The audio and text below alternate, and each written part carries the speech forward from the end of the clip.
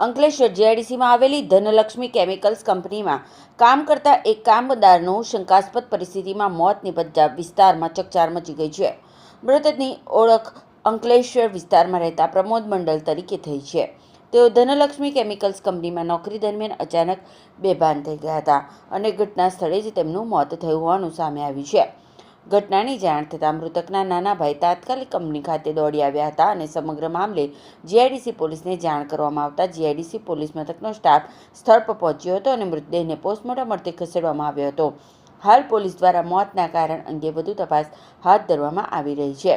બીજી તરફ મૃતકના પરિવારજનોએ આ ઘટનામાં ન્યાયની માંગ સાથે 30 લાખ રૂપિયાનું વળતર માંગ્યું છે. જોકે કંપની તરફથી સરકારી નિયમો મુજબ વળતર આપવાની ખાતરી આપવામાં આવી હોવાનું જાણવા મળ્યું છે. पुलिस तपास पूर्ण थया बाद मौतનું સાચું કારણ સામે આવશે. ममता देवी। क्या हुआ है? उसका कुछ नहीं हुआ था, खाना पीना खा के ड्यूटी पे आया था। कौन सी कंपनी में? धनलक्ष्मी केमिकल। बाद में क्या हुआ? बाद में कुछ नहीं हुआ, फोन किया था तो उसने फोन नहीं उठाया। मेरे को फोन किया था तो मैं की कंपनी पहुंच गया अच्छे तरह से। मैं फिर उसने 3 बजे लगभग फोन किया तो मैंने सोया हुआ था सर, नहीं उठाया। फिर मैं अपना देवर को फोन करके बुलाया कि वो नहीं भैया उठता है, वो आ जा।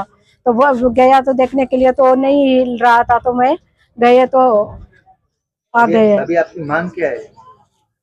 मेरा मांग है कि 30 लाख रुपया दे कंपनी वाले। મારું ધનલક્ષ્મી કેમિકલ ની આજની રાતે મારે ત્યાં માણસનું એનું નેચરલ ડેથ થયેલું છે. તો એમને હોસ્પિટલનું કામ અને એનું હોસ્પિટલનું કામ ને બધું પરિપૂર્ણ કર્યું છે અને એના જે ગવર્મેન્ટથી જે એને સહાય મળતી એ બધી સહાય એને મળશે.